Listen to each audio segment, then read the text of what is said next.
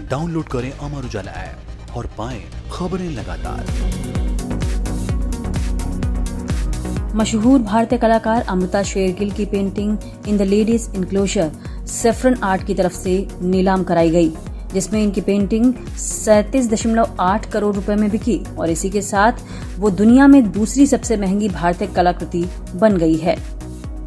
Saffron art के मुख्य कार्यकारी अधिकारी और सह संस्थापक दिनेश वजीरानी ने एक बयान में कहा कि अमृता शेरगिल की बेहतरीन पेंटिंग कीर्तिमान स्थापित करने वाली बिक्री से एक कलाकार के रूप में उनके स्तर का पता चलता है और ये उनकी प्रतिभा और कौशल का प्रमाण है।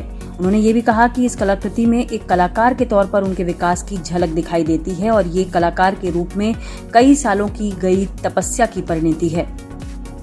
वजीरानी ने कहा कि ये पेंटिंग शेरगिल द्वारा बनाई गई दुर्लभ कलाकृति है।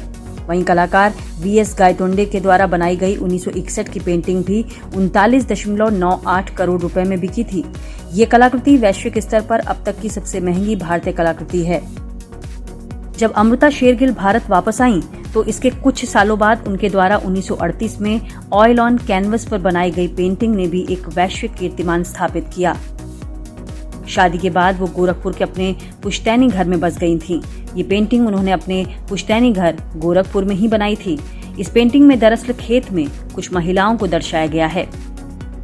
आपको बता दें कि अपने संगीत और अभिनय के बूते अमृता शेरगिल ने अपना एक अलग ही मुकाम बनाया, जिनकी शिक्षा भले ही पेरिस में हुई, लेकिन अमृता शेरगिल का मन हमेशा भारतीय रहा और वहां से आर्ट की शिक्षा लेने के बाद वो भारत आईं।